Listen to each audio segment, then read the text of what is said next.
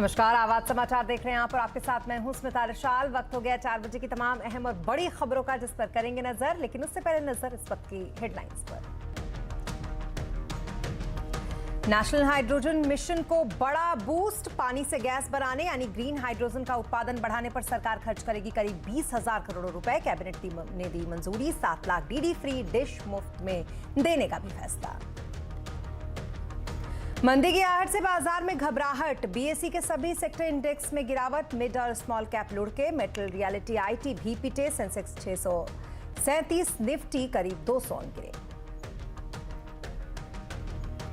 Reliance consumer products की एक और शॉपिंग। गुजरात के सोसियो हजूरी ब्रेवरेजेस में खरीदी 50% हिस्सेदारी। कार्बोनेटेड सॉफ्ट ड्रिंक और जूस का करीब 100 साल पुराना ब्रांड है सोसियो।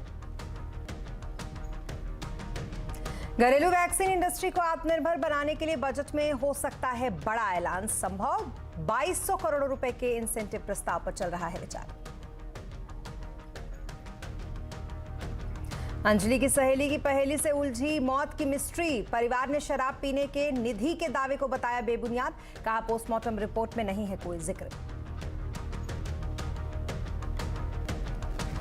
जैन धर्म में तीर्थ स्थल श्री सम्मत शिखर जी को पर्यटन स्थल घोषित करने पर बढ़ा विरोध। गुजरात से मुंबई तक फैसले के विरोध में सड़कों पर उतरे लोग।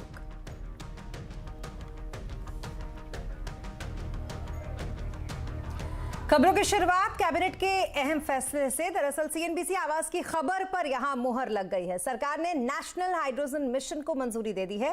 कैबिनेट की बैठक में नेशनल हाइड्रोजन मिशन को मंजूरी दे दी गई। इसके तहत 2030 तक यानी कि 2030 तक 50 टन ग्रीन हाइड्रोजन उत्पादन का लक्ष्य है। ग्रीन हाइड्रोजन पर 8 लाख करोड़ से ज्यादा का निवेश अब होगा। नेशनल ग्रीन हाइड्रोजन मिशन को केंद्रीय मंत्रिमंडल ने मंजूरी दी है। India will be the global hub of green hydrogen. और हम ये कह सकते हैं कि क्लाइमेट चेंज से निपटने के लिए ग्रीन हाइड्रोजन एक बहुत महत्वपूर्ण भूमिका निभाएगा। 2023 तक प्रतिवर्ष 50 लाख टन ग्रीन हाइड्रोजन का उत्पादन होगा। इसके लिए 60 गीगावाट से 100 गीगावाट की इलेक्ट्रोलाइजर कैपेसिटी को तैयार किया जाएगा, स्थापित किया जाएगा। ग्रीन हाइड्रोजन के उत्पादन पर इंसेंटिव दिया जाएगा और इन दोनों के लिए जो इंसेंटिव्स कुल मिलाकर 17,490 करोड़ रुपए इसके ऊपर व्यय किया जाएगा। जी हाँ, तो नेशनल हाइड्रोजन मिशन है ये और सरकार इस पर पूरी तरीके से एक कह सकते हैं कि तैयार है इसको आगे बढ़ाने के लिए। और खास करके ऐसे में जब नेट जीरो कार्बन इमिशन को लेकर आगे बढ़ रही है पूरी दुनिया, तो ऐसे में सरकार का भी पूरा फोकस हाइड्रोजन के ऊपर है। तो इसको एक तरीके से बूस्टर हम कह सकते हैं मिला है। हालांकि सीएनबीसी आवाज ने पहले ही ये बात बताई थी, लेकिन आज इस पूरी खबर पर मुहर लग गई है। कैबिनेट के इस फैसले के बारे में और ज्यादा जानकारी के लिए बात करते हैं लक्ष्मण रॉय जी से। लक्ष्मण जी, आवाज की खबर पर मुहर लग गई। नेशनल हाइड्रोजन मिशन के तहत क्या क्या होगा अब?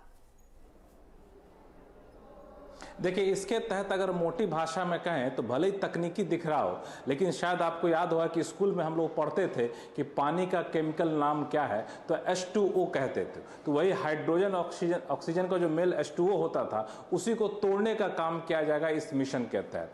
यानी पानी को हाइड्रोजन और ऑक्सीजन में अलग अलग हिस्सों में बांटा जाएगा। उससे जो हाइड्रोजन पैदा होगा, उस हाइड्रोजन पैदा करके सरकार फर्टिलाइजर सेक्टर को देगी, ऑटो सेक्टर को देगी, बिजली स्टील सेक्टर को देगी, क्योंकि वो अपने गैस या फिर कच्चे तेल के विकल्प के तौर पर इसका इस्तेमाल अपने एनर्जी सोर्स के तौर पर करेंगे। तो इसके लिए हाइड्रोजन प्लांट लगाना होगा, क्योंकि ये जो पानी को तोड़ा जाएगा ऑक्सीजन और हाइड्रोजन में, इसके लिए इलेक्ट्रोलाइजर की जरूरत पड़ेगी, बाकी कंपोनेंट की जरूरत पड़ेगी। इसीलिए सरकार ने इसके लिए एक मिशन को मंजूरी दी है, जिसमें 19,744 करोड़ रुपए खर्च किए जाएंगे। अधिकांश पैसा जो है इलेक्ट्रोलाइजर, जो कि पानी को ऑक्सीजन हाइड्रोजन में तोड़ने का काम करेगा, उसके लिए इंसेंटिव देने पर खर्च किया जाएगा, और बाकी दूसरे प्लांट लगाने पर खर्च किया जाएगा। और इसमें से 17,490 करोड़ रुपए साइट प्रोग्राम एक बनाया जा रहा है, जो ट्रांसमिशन प्रोग्राम है उसके तहत खर्च किया जाएगा। बाकी पैसे में कहें तो 1,466 करोड़ रुपए पायलट प्रोजेक्ट के तौर पर शुरू खर्च किया जाएगा, 400 करोड़ रुपया रिसर्च एंड डेवलपमेंट पे खर्च किया जाएगा, और मिशन के अलग अलग कंपोनेंट जो हैं उसके लिए 388 करोड़ रुपए खर्च किए जाएंगे। इस प्रोग्राम की सबसे खास बात यह है कि इससे 1 लाख करोड़ रुपए का इंपोर्ट बिल की बचत होगी। इसके तहत सरकार 6 लाख करोड़ नए रोजगार के मौका पैदा करने का अनुमान देख रही है, और 8 लाख करोड़ रुपए कुल निवेश इस पूरे सेक्टर में आना है। 2023 तक 2030 तक इसके तहत जो है 50 लाख टन जो सालाना उत्पादन क्षमता पैदा हो जाएगी, ऐसा सरकार का अनुमान है इस मिशन के जरिए। जी, आप बने रहे हमारे साथ लक्ष्मण जी। दरअसल दर्शकों को ये भी बता दें कि नेशनल हाइड्रोजन मिशन को लेकर मार्केट एक्सपर्ट्स का क्या कुछ कहना है। मार्केट एक्सपर्ट प्रकाश दीवान का ये मानना है कि हाइड्रोजन मिशन के तहत ये पहला कदम है और इससे L&T, ABB, EIL जैसी कंपनियों को काफी फायदा होगा। इससे होगा क्या कि अब हमारे सारे इकोसिस्टम में हाइड्रोजन बनना मुमकिन जो होना है उसका पहला कदम लिया जाएगा।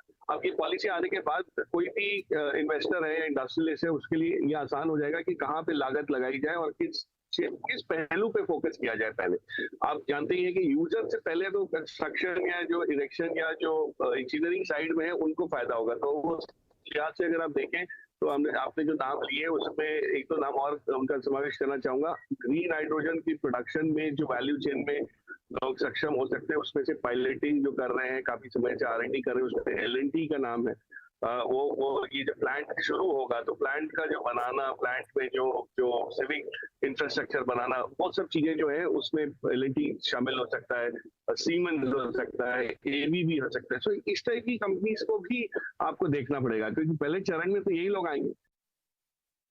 जी, अब इसके अलावा एक बार फिर चलते हैं लक्ष्मण जी के पास। लक्ष्मण जी, कैबिनेट के और क्या कुछ अहम फैसले रहे इसके अलावा?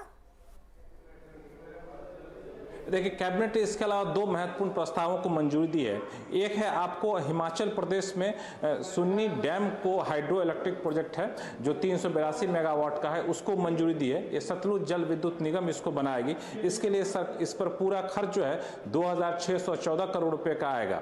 और दूसरा जो महत्वपूर्ण फैसला लिया है वो आपको लिया है दूर दराज के इलाकों में रेडियो FM हो, DD न्यूज़ हो, AIR हो, इन सब की पहुंच हो, इसके लिए एक बाइंड करके broadcasting infrastructure and network development program होता है, उसको आगे 2025-26 तक जारी रखने का फैसला लिया है। इसके तहत सरकार जो है करीब खर्च करेगी इसमें 2,500 करोड़ रुपए के आसपास, और इसमें स्टूडियो को आधुनिक बनाना, ब्रॉडकास्टिंग इक्विपमेंट को आधुनिक बनाना, ट्रांसमिशन लाइन को आधुनिक बनाना, इन सारे चीज़ों पर खर्च होगा। तो ये कुछ अलग फैसले हैं हाइड्रोजन मिशन के अलावा।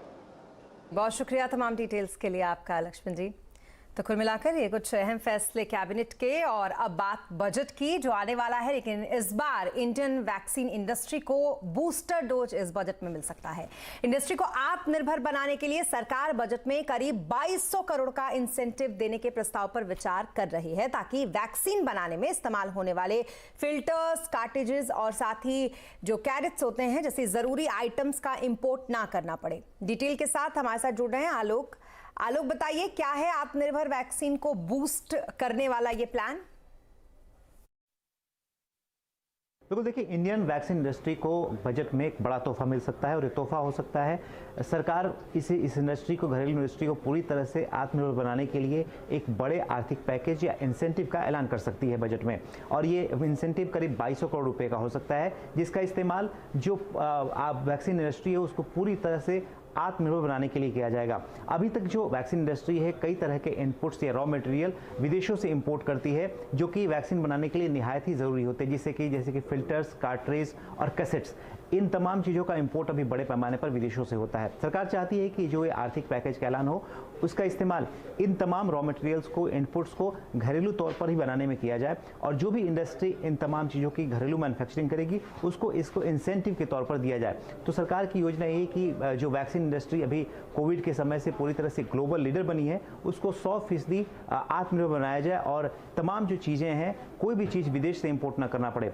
जैसे कि सालाना अगर देखें इंडियन वैक्सीन इंडस्ट्री का तो 13% से ज़्यादा ग्रोथ है, लेकिन सरकार चाहती है कि इसका ग्रोथ और हो, लिहाजा इसका पूरी तरह से आत्मनिर्भर होना जरूरी है और इसी दिशा में सरकार बजट में ये बड़ा कदम उठा सकती है। जी बहुत शुक्रिया तमाम डिटेल्स के लिए आलोक जी आपका।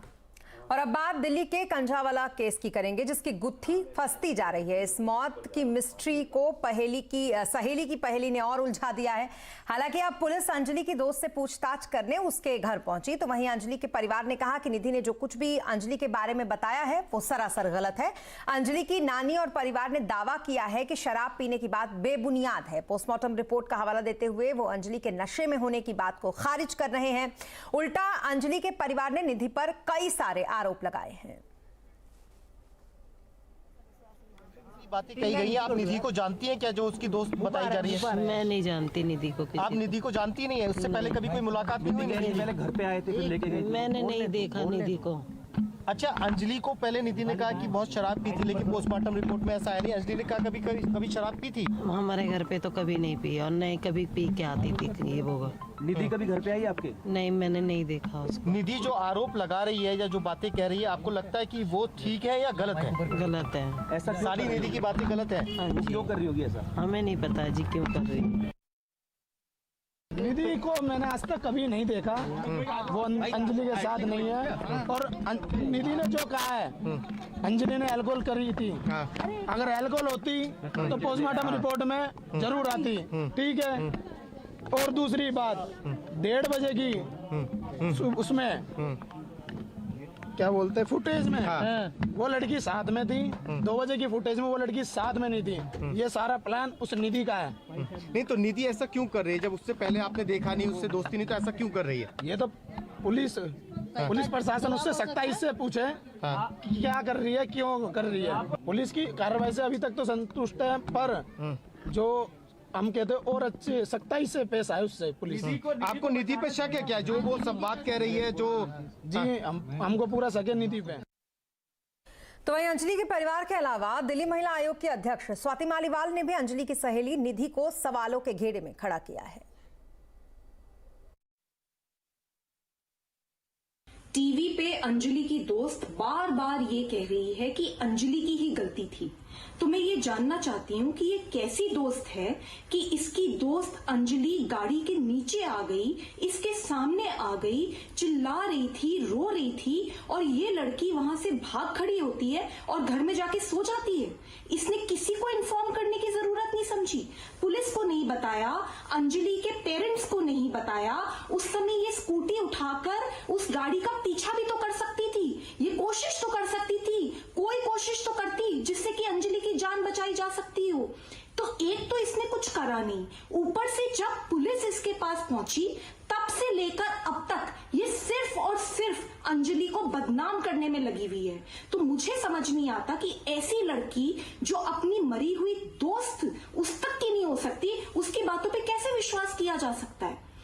तो वहीं इससे पहले कल अंजलि की सहेली सामने आई थी और उसने इस पूरे मामले को एक नया मोड़ देते हुए कहा था कि अंजलि शराब के नशे में स्कूटर चला रही थी। उसने बताया था कि जब हमारी स्कूटी की कार से आमने सामने की टक्कर हुई तो अंजलि गाड़ी के नीचे फंस गई। अंजलि की सहेली ने आरोप लगाया कि आरोपियों को पता था कि वो गाड़ी के नीचे फंसी थी, फिर भी वो रुके नहीं। अंजलि अपने आपो में नहीं थी, बिल्कुल बहुत ड्रिंक कर रखी थी, मतलब उसने।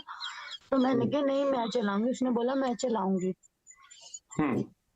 मैंने फिर क्या बोला उसको, मैंने कहा जब वो मानी नहीं ना, जब मेरे से ज्यादा जिद बहस करने लग गई, हाथापाई करने लग गई, तो मैंने उसकी चाबी उसको दे दी। मैंने कहा ले तू अपनी चाबी भन, तू चला स्कूटी।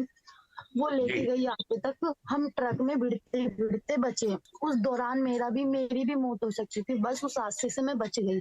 मैंने ट्रक से हम भिड़ते भिड़ते बचे, मैंने ब्रेक मारा, वो भी आगे बैठी थी, वो एकदम वो लड़के आए आगे से, सामने की टक्कर थी, वो आए सामने से और हम भी सामने से आ रहे थे।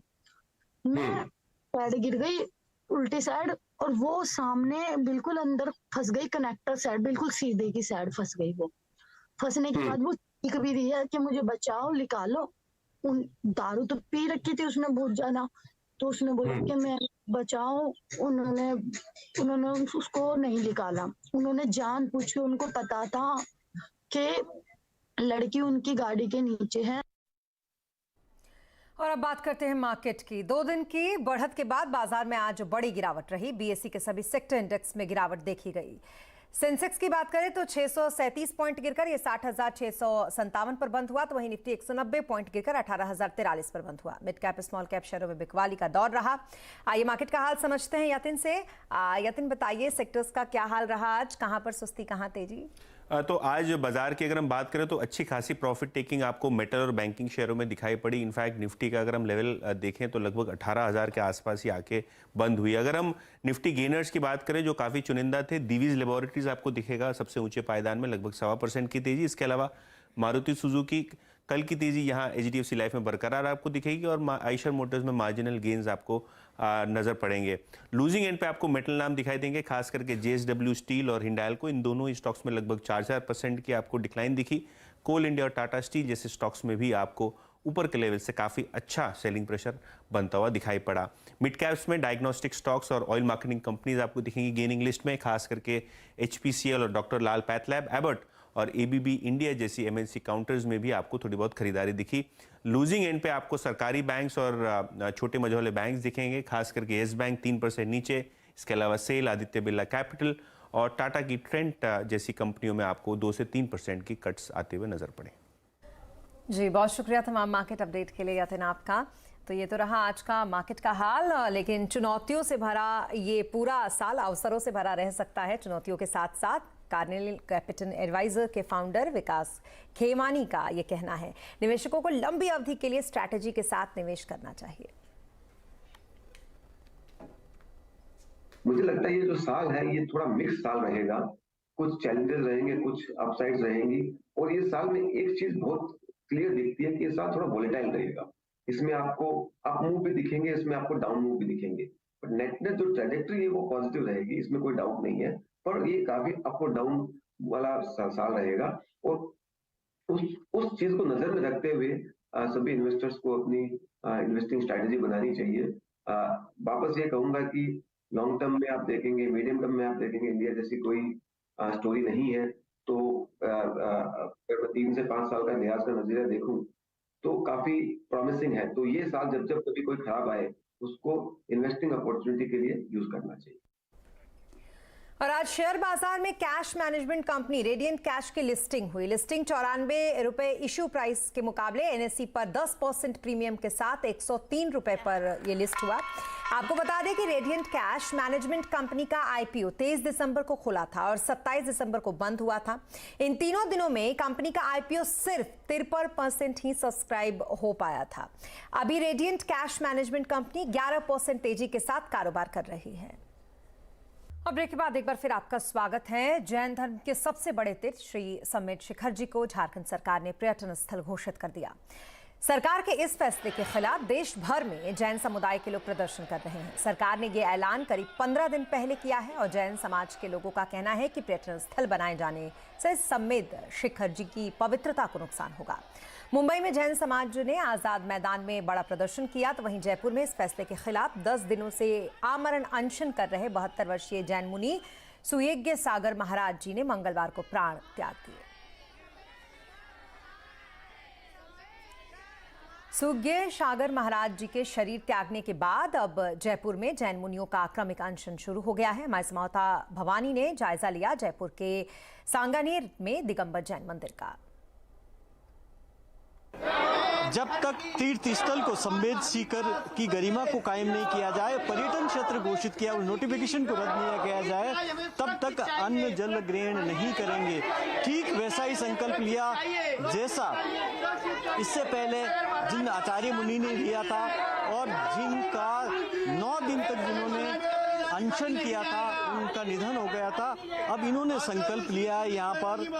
और इस वक्त हम हैं सांगानेर के दिगंबर अतिशय क्षेत्र के अंदर, और आप देख सकते हैं कि आचार्य श्री को देख सकते हैं कि शरीर से भी काफी दुर्बल हो चुके हैं। इन्होंने भी जो अनशन को लेकर जिस तरीके का संकल्प लिया है, और मुनि श्री ने जिस तरीके का संकल्प लिया है यहाँ पर, और जाहिर तौर पर आप देख सकते हैं कि आचार्य सुनील सागर जी महाराज यहाँ पर विराजे हैं इस वक्त, और प्रवचन सुबह का हो चुका है और देश भर में विरोध प्रदर्शन चल रहा है। और आप बताएं सर, जिस तरीके से इन्होंने संकल्प लिया है, क्या ये इस वक्त संकल्प इस तरीके का लेना काफ़ी देश भर में लोगों को लगता है कि शायद ऐसा नहीं करना चाहिए। देखिए, हमने तो सरकार को सूचना भी नहीं दी कि हम क्या कर रहे हैं, लेकिन हमें ऐसे लगता है कि तीर्थ के साथ, समाज के साथ एक तरह का अन्याय हो रहा है। और जिनकी भावनाएं जुड़ी हैं, महाराज जी ने 70 से ज़्यादा वहाँ की यात्राएं की हैं। उनके गुरु विमल सागर जी, भरत सागर जी का वो तपस्या स्थान रहा है और हमसे दीक्षा लेकर के 4 साल से तप कर रहे हैं। तो सुगेय सागर जी का यह उदाहरण देख करके उन्होंने भी फैसला किया है कि हम भी जब तक ये चीज़ लाइन पर नहीं आती है तब तक, तो वो इस तरह से हम उनकी भावनाओं को ठेस नहीं पहुंचा सकते हैं। एक तो उनकी तपस्या है और यह तपस्या भी समेत शिखर के उपसर्ग निवारण के लिए कर रहे हैं। और अब बात एयर इंडिया की। दरअसल एयर इंडिया की न्यूयॉर्क दिल्ली फ्लाइट में बदतमीजी का एक और मामला सामने आया। एक महिला सीनियर सिटीजन ने टाटा ग्रुप के चेयरमैन एन चंद्रशेखरन को पत्र लिखा है कि 26 नवंबर को फ्लाइट के बिजनेस क्लास में एक शराबी को पैसेंजर ने उनके ऊपर यूरिनेट कर दिया। खबर मीडिया में आने के बाद अब एयर इंडिया ने आरोपी पैसेंजर को 30 दिनों के लिए नो फ्लाई लिस्ट में डाल दिया है, लेकिन इसके अलावा किसी एक्शन की कोई जानकारी अभी तक नहीं दी गई है। पिछले दिनों थार स्माइल एयरलाइंस में पैसेंजर्स के झगड़े की खबर आई थी और अब एयर इंडिया में एक बुजुर्ग महिला के साथ शराबी की बदतमीजी की खबर आई है। आखिर क्यों बढ़ रही है फ्लाइट में पंगेबाजी, इसी विषय पर आज देखिए कंज्यूमर अड्डा शाम 5:57 पर।